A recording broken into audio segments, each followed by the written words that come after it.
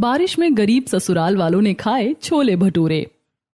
अरे भगवान, ये अचानक से इतनी तेज हवा कैसे आने लगी है?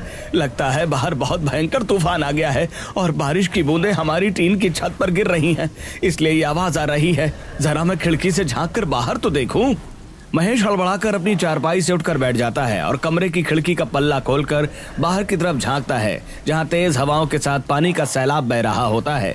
तभी शोभा भी जागते हुए, क्या हुआ जी, ऐसे अचानक रात को क्यों उठ गए? और बाहर क्या हो रहा है जो इतनी तेज आवाज आ रही है? जल्दी से उठो तुम सब लोग, और बाहर बहुत भयंकर तूफान चल रहा है और हमारी टीन की छत हिलने लगी है। घर के सभी सदस्य तुरंत हड़बड़ाकर अपनी नींद से जाग जाते हैं और कमरे में अफरा तफरी मच जाती है। अंकित जल्दी से उठकर अपने पिता के पास आता है और बाहर का डरावना मंजर देखकर, पिताजी, बाहर हवा का दबाव बहुत ज्यादा है। हमारी टीन की ये छत इस तेज आंधी को ज्यादा देर तक नहीं रोक पाएगी। पिताजी, तूफान तो बहुत तेज है। हमने बड़ी मुश्किल से पैसे जोड़कर ये टीन लगवाकर घर बनवाया था। अगर ये तूफान ऐसा ही रहा तो हमारी पूरी टीन उड़ जाएगी। बेटा, अब क्या कर सकते हैं? कुदरत के आगे किसी का जोर नहीं चलता। फिर भी हमें कुछ तो कोशिश करनी ही होगी ताकि नुकसान कम से कम हो सके। परिवार के सभी लोग तुरंत दरवाजे की कुंडी खोलकर भारी बारिश और तेज हवा के बीच बाहर आंगन में निकल आते हैं। अंकित और महेश हाथ में मजबूत रस्सियां और लोहे के तार लेकर टीन की छत को बांधने की कोशिश करते हैं। भैया, संभल कर ऊपर चढ़ना, हवा बहुत तेज चल रही है और पैर फिसलने का पूरा डर है। देखो ना कितनी तेज बारिश हो रही है। हे भगवान, हमारी किस्मत में हमेशा से ही दुख लिखे। हमारी गरीबी इतनी है कि हम चैन से अपनी इस छोटी सी छत के नीचे भी रात को सो नहीं सकते। तेज हवा के एक झटके के साथ ही घर की टीन की छत उड़कर दूर पड़ोसी की दीवार पर जा गिरती है। पूरा परिवार बारिश के पानी में पूरी तरह भीग जाता है और ठिठुरने लगता है। पिताजी, अब क्या करें? टीन उड़कर दूर जा गिरी है और अब हमारे सिर पर आसमान खुला हो गया है। सारा घर पानी से भर चुका है। अब यहाँ खड़े रहने से कुछ हासिल नहीं होगा। पहले किसी तरह बारिश रुकने का इंतजार करते हैं और फिर सुबह होते ही इसका कुछ उपाय सोचेंगे। जैसे तैसे कुछ घंटों बाद सुबह के वक्त बारिश की रफ्तार धीमी हो जाती है और बादल छटने लगते हैं। महेश और अंकित आसपास से भाग भाग कर गिरी हुई टीन के टुकड़ों को इकट्ठा करके वापस घर के आंगन में लाते हैं। उन्हें देखकर अंकित, पिताजी, ये टीन तो बीच से पूरी तरह मुड़ गई है। इसको दोबारा लगाने के लिए किसी कारीगर को बुलाना पड़ेगा और इसमें अच्छा खासा पैसा खर्च होगा। हाँ बेटा, बिना पैसे के ये काम नहीं हो सकता। अभी तो घर के अंदर भरा हुआ सारा पानी बाहर निकालना है, वरना हम रहेंगे कैसे? रेखा और शोभा घर के अंदर बाल्टी और मग की मदद से गंदा पानी बाहर फेंकने लगती हैं। पानी फेंकने के बाद रेखा सूखे कपड़ों से फर्श को पोंछती है और कमरे के कोने में चटाई बिछा देती है। सभी लोग चटाई पर बैठकर बातें करते हुए, घर का सारा सामान पानी में भीग चुका है। खाने का राशन भी खराब हो गया। समझ नहीं आ रहा इसकी चिंता करूं या जो छत टूट गई है उसकी चिंता करूं। बेटी, तकदीर ही ऐसी है तो क्या कर सकते। भगवान हमारी परीक्षा ले रहा है। थोड़ी देर बाद धूप निकल आती है और मौसम थोड़ा साफ हो जाता है। तब अंकित अपने पिता से, हमारे पास तो एक फूटी कौड़ी भी नहीं बची है। इस टूटी हुई टीन को सही करवाना सबसे पहली और जरूरी जरूरत है, वरना अगली बारिश में हम खुले आसमान के नीचे आ जाएंगे। सही कह रहे हो बेटा, बिना पैसे के कोई कारीगर काम करने नहीं आएगा। हमें किसी न किसी से उधार मांगना ही पड़ेगा। माँ जी, अगर आप कहें तो मैं पड़ोस में जाकर थोड़ी मदद के लिए पूछ आती हूँ। शायद कोई पड़ोसी हमारी इस मुसीबत में कुछ पैसे उधार दे दे। और मैं भी अपने कुछ पहचान वालों के पास जाकर देखता हूँ कि कोई मदद मिल जाए। रेखा और शोभा दोनों एक साथ मिलकर पास की ही रहने वाली पड़ोसन नंदिता के घर की तरफ निकल पड़ती हैं। वे नंदिता के दरवाजे पर पहुंचती हैं, जहां अंदर से छोले भटूरे की बहुत ही शानदार और स्वादिष्ट खुशबू बाहर आ रही होती है। बहू, शायद नंदिता रसोई में छोले भटूरे बना रही है। खुशबू यहाँ तक आ रही, तू जरा उसे आवाज तो लगा। कोई है क्या घर के अंदर? जरा सुनिए तो।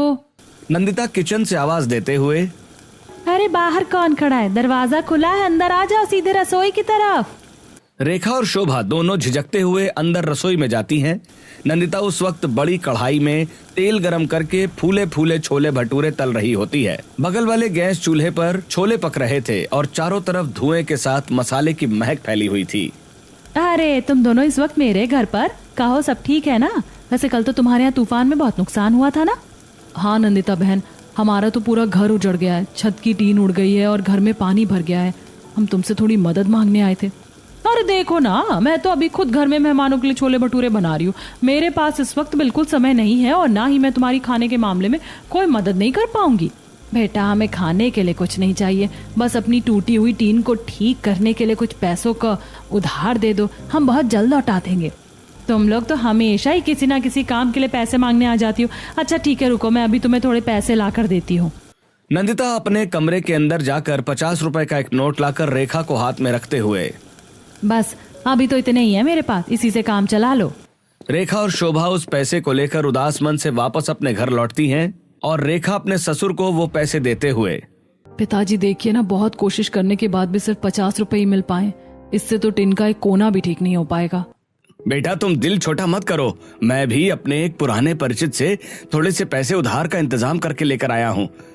हम सब मिलकर इस पैसे को जोड़ लेते हैं। हाँ, और मेरे पास भी थोड़ी सी बचत के पैसे मिल गए हैं। अब हमारे पास इतने पैसे हो गए हैं कि हम कारीगर को बुलाकर टीन ठीक करवा सकते हैं। अंकित तुरंत शहर के कारीगर को बुलाकर लाता है।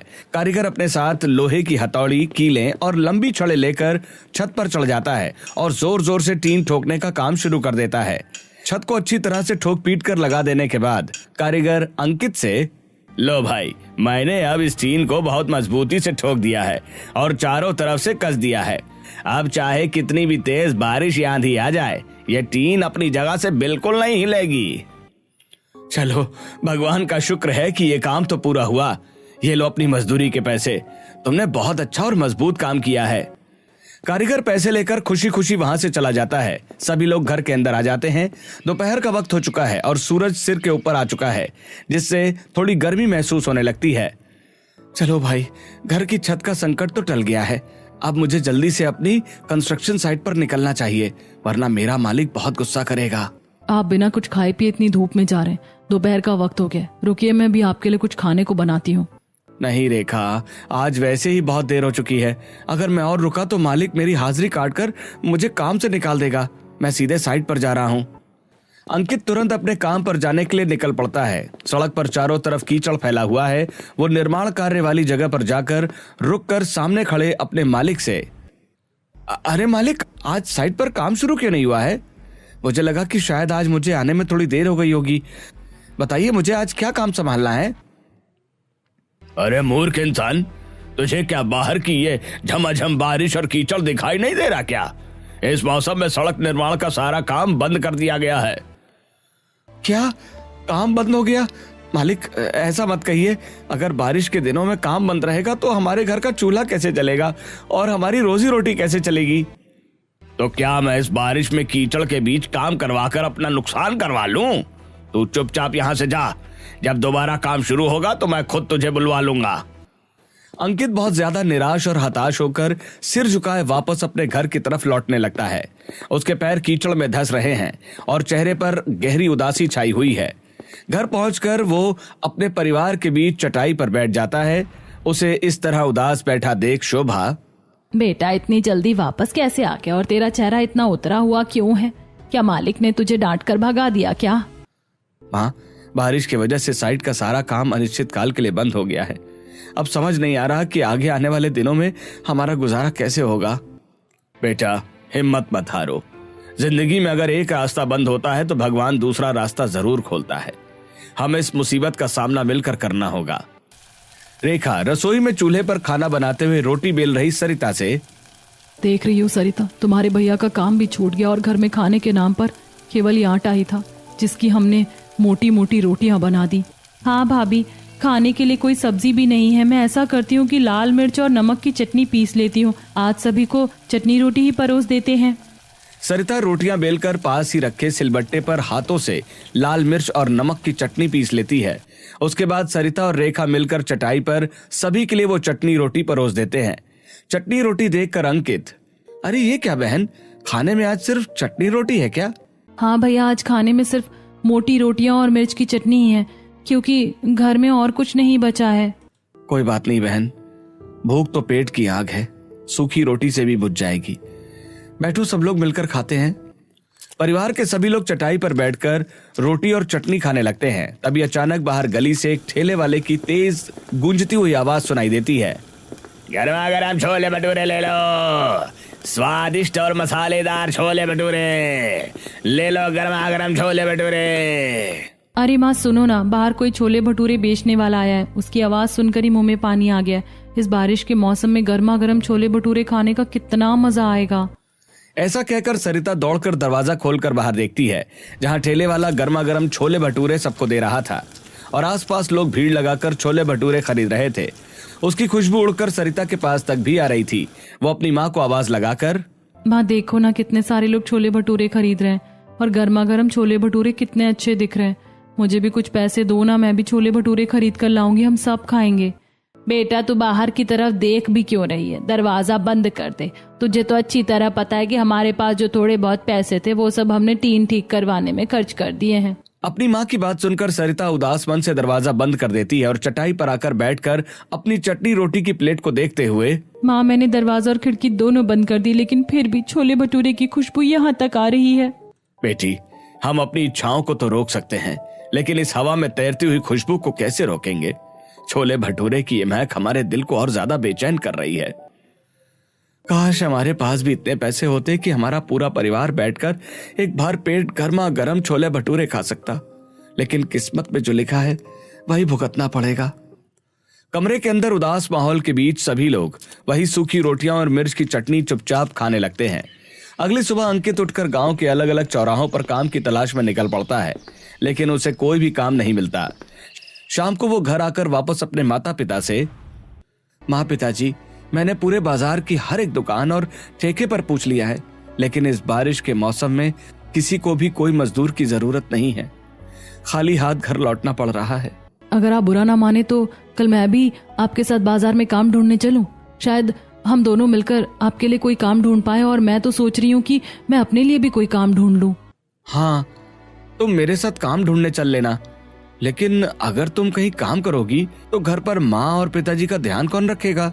ठीक है जी, मैं काम नहीं करूंगी और घर पर ही रहूंगी, लेकिन कम से कम आपके साथ चलकर काम ढूंढने में आपकी मदद तो कर सकती हूँ।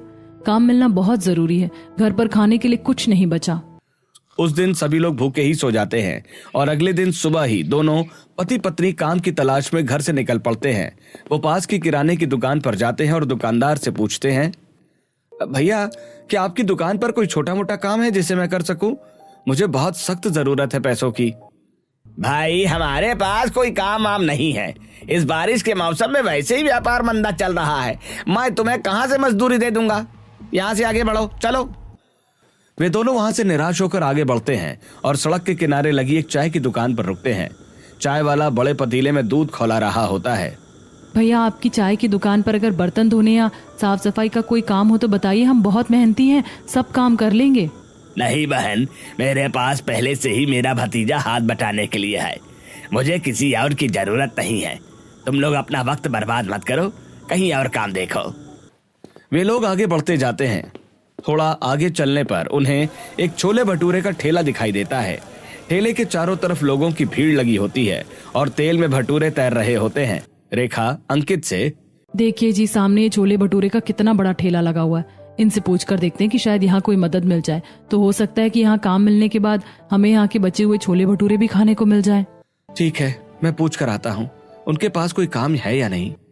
अंकित छोले भटूरे के ठेले पर जाकर छोले भटूरे वाले से, भैया आपके इस ठेले पर कोई साफ सफाई या सामान उठाने का काम हो तो मुझे रख लीजिए, मैं बहुत कम पैसों में काम कर लूंगा।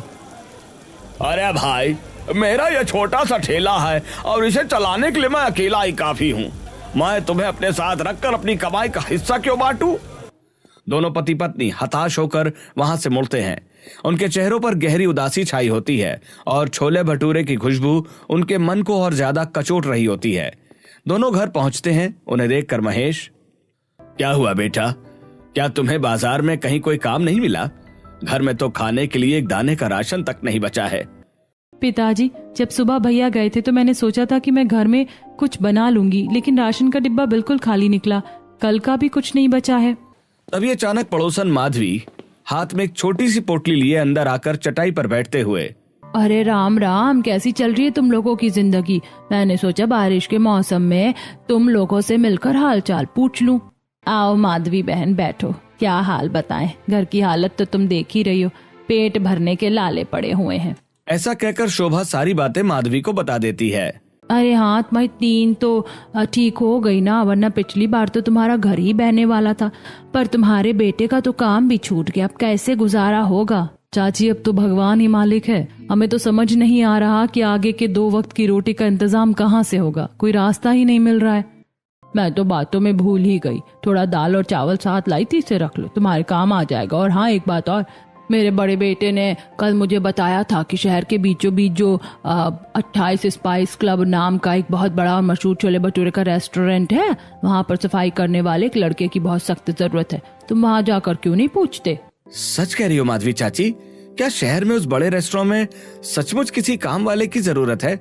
मैं कल सुबह सबसे पहले वहीं जाऊंगा। बातें करने के बाद माधवी चली जाती है और रेखा माधवी के द्वारा लाई गई पोटली को उठाती है और रसोई में जाकर दाल चावल बना लेती है और सभी को परोसकर दे देती है। सभी लोग खाना खाकर सो जाते हैं।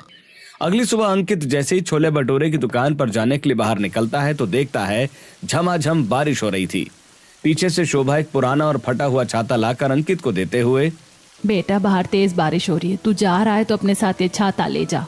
माँ ये छाता तो बीच से फटा हुआ है, ये पानी क्या ही रोक पाएगा? बेटा फटा हुआ ही सही, पर कुछ तो सिर पर छांव रखेगा ना, तो इसे लेकर जा, भगवान तेरी लाज रखेगा।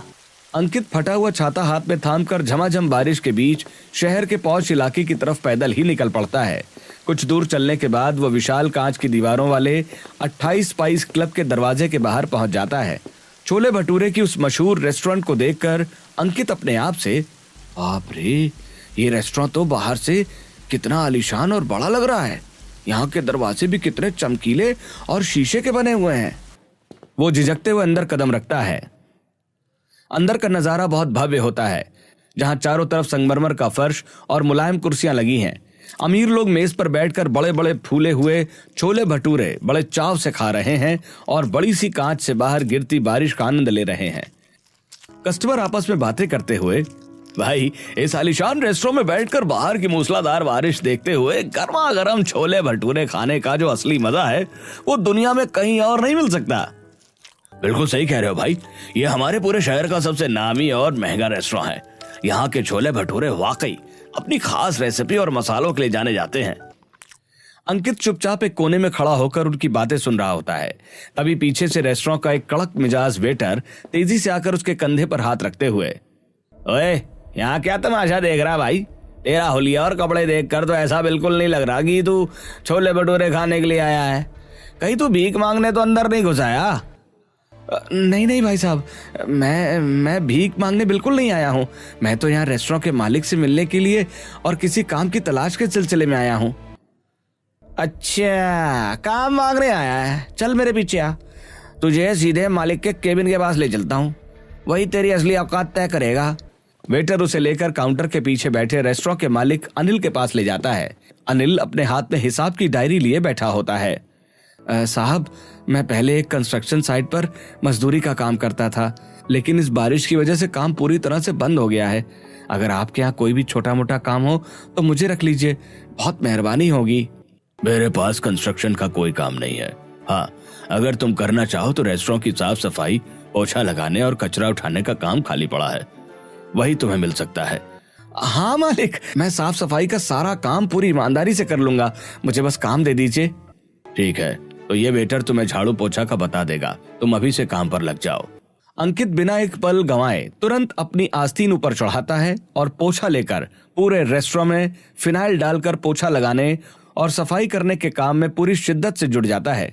शाम ढलने पर जब रेस्टोरेंट बंद होने का समय आता है तो अनिल अपनी जेब से कुछ पैसे निकालकर अंकित की मजदूरी के रूप में उसके हाथ पर पैसे रखते हुए, ये लो आज की मेहनत के पूरे पैसे, कल सुबह ठीक समय पर आ जाना, लेट मत होना।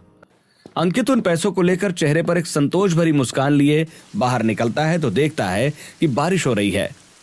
अंकित अपना छाता खोलकर ओढ़ते हुए, बारिश अभी तेज नहीं है, जल्दी से राशन लेकर घर पहुंचता हूं, इससे पहले कि बारिश तेज हो जाए। वो सीधे पास की किराने की दुकान पर जाकर दाल और चावल का एक छोटा पैकेट खरीदता है और अपने घर की तरफ चल पड़ता है। जब वो रात को घर लौटता है तो उसके हाथ में दाल चावल की थैली देखकर परिवार के सभी सदस्यों के चेहरे की उदासी थोड़ी कम हो जाती है। अरे वाह, आपको सचमुच आज पहले दिन ही काम मिल गया और आप खाने के लिए राशन भी ले आए, भगवान का लाख लाख शुक्र है। हाँ रेखा, मुझे काम मिल गया है। पता है वो रेस्टोरेंट कितना बड़ा और आलीशान है, शहर के सबसे अमीर लोग वहाँ आते हैं और बड़े आराम से प्लेट भर छोले भटूरे खाते हैं। अच्छा बेटा, उस बड़े रेस्टोरेंट में बहुत अच्छे छोले भटूरे मिलते हैं क्या? जो लोग इतनी दूर से वहां खींचे चले आते हैं? पिताजी, वहां शहर के सबसे मशहूर और स्वादिष्ट छोले भटूरे मिलते हैं। बड़े बड़े फूले हुए भटूरे, काले काले मसालेदार छोले, साथ में कटी हुई प्याज, हरी मिर्च और नींबू देखकर मुंह में पानी आ जाता है। भैया, क्या आपने भी वहाँ उन छोले भटूरों को खाकर देखा? उनका स्वाद कैसा होता होगा? काश हमें भी कभी वो खाने को मिलते। अरे पगली, वो छोले भटूरे इतने ज्यादा महंगे हैं कि हम जैसे गरीब लोग सपने में भी उन्हें खरीदने की हिम्मत नहीं कर सकते।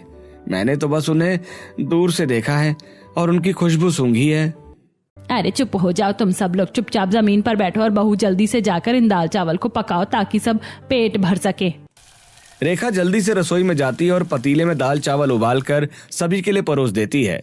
परिवार के सभी लोग सादे दाल चावल चुपचाप खाने लगते हैं, लेकिन उनके कानों में छोले भटूरे की बात गूंजती रहती है।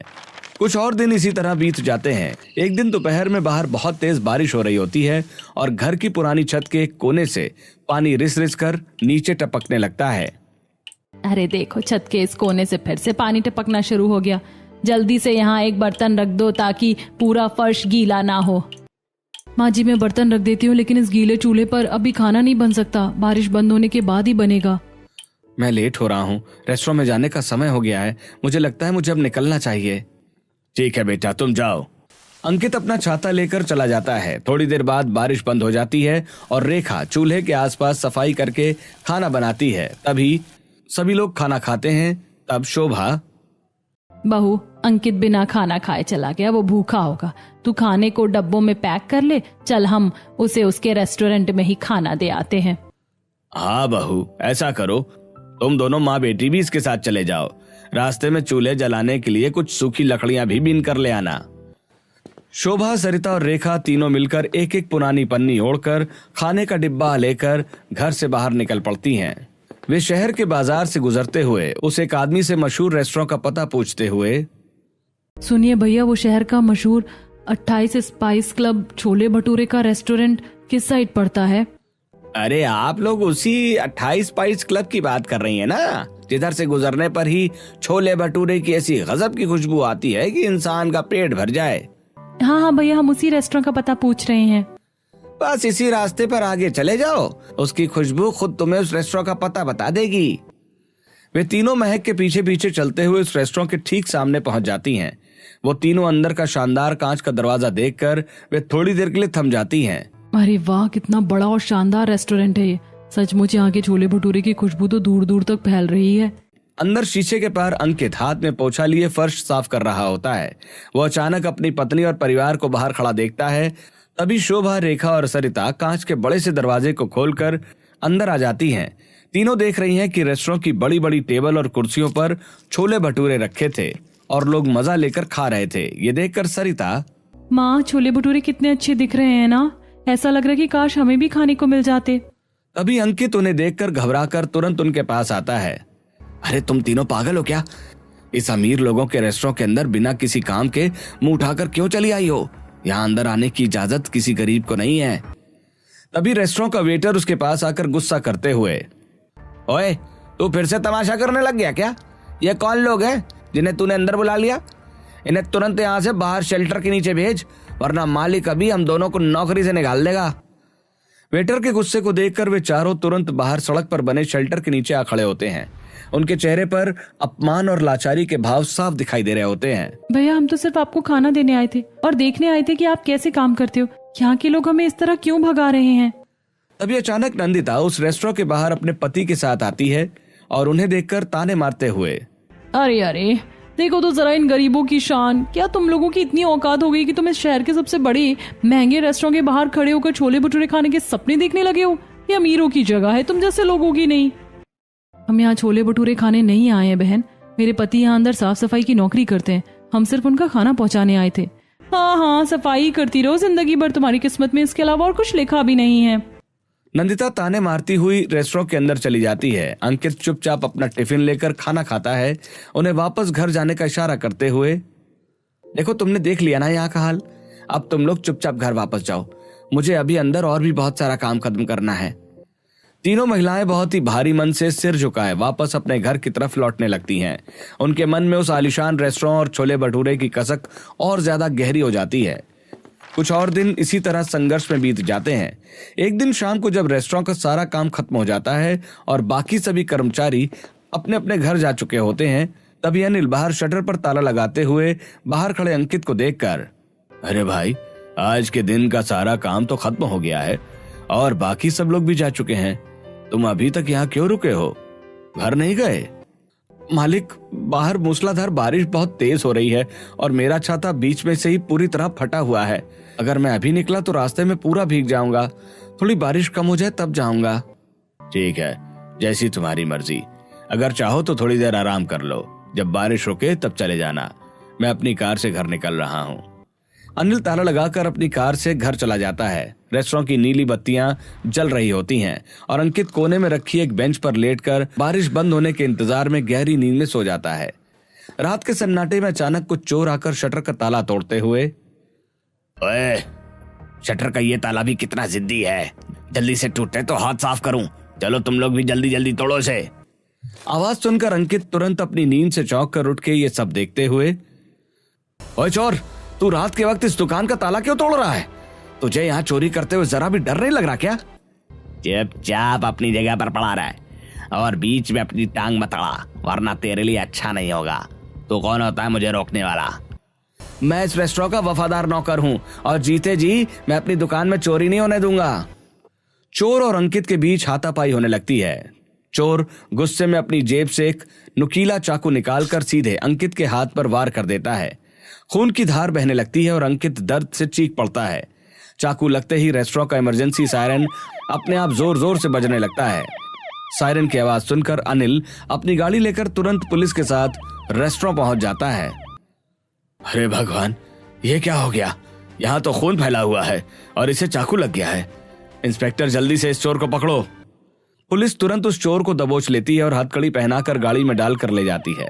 अनिल घबराकर घायल अंकित को अपनी कार में लिटाकर शहर के बड़े अस्पताल ले जाता है। डॉक्टर तुरंत उसे अंदर ले जाकर जख्म पर टांके लगाकर पट्टी बांध देते हैं। तुमने आज अपनी जान की परवाह ना करके मेरी दुकान और लाखों का सामान बचा लिया है। मैं तुम्हारी इस बहादुरी से बहुत ज्यादा प्रभावित हुआ हूँ। साहब, आप तो मेरे मालिक हैं, ये तो मेरा फर्ज था। चलो, अब तुम ज्यादा बातें मत करो। डॉक्टर ने तुम्हें आराम करने को कहा है। वैसे डॉक्टर ने कहा कि तुम घर जा सकते हो। जख्म ज्यादा गहरा नहीं है तो जल्दी ठीक हो जाएगा। चलो, मैं तुम्हें घर तक छोड़ देता हूँ। अनिल अपनी चमचमाती कार में बैठकर उसे घर के अंदर ले आता है। घर के सभी सदस्य अंकित को देखकर घबरा जाते हैं। तब सविता, हे भगवान, ये क्या हुआ अंकित? बेटा, तेरे सिर पर पट्टी क्यों बंधी है? क्या हो गया तुझे? डरो मत माताजी, दरअसल कुछ चोर मेरी दुकान का ताला तोड़ रहे थे। अंकित ने उन्हें देख लिया और हाथापाई के बीच घायल हो गया। ये बहुत ही ईमानदार और बहादुर इंसान है। बैठिए मालिक, ये हमारा छोटा सा घर और परिवार है। आपने हमारे बेटे का इलाज करवाकर हम पर बहुत बड़ा एहसान किया है। अरे नहीं नहीं, इसमें एहसान की कोई बात नहीं है। वैसे एक बात बताओ, क्या तुम लोग वही लोग हो जो उस दिन रेस्टोरेंट के बाहर खड़े होकर छोले भटूरे की बातें कर रहे थे? जी साहब, हम वही हैं। आपके रेस्टोरेंट के छोले भटूरे पूरे शहर में मशहूर है। हमने तो बस उनकी खुशबू ही सूंघी है। मुझे बहुत दुख है कि मेरी दुकान की हिफाजत करते हुए तुम्हारे बेटे को चोट लगी है। इसने अपना फर्ज पूरी ईमानदारी से निभाया है। अब मेरी बारी है। कल तुम सब परिवार सहित मेरे रेस्टोरेंट पर सादर आमंत्रित हो और पेट भरकर जितना चाहे उतने छोले भटूरे खा सकते हो। अगले दिन सुबह सुबह घर में बहुत खुशी का माहौल होता है। सभी लोग अपनी सबसे साफ सुथरी और अच्छी पोशाक पहनने के लिए डिब्बे से निकालते हैं।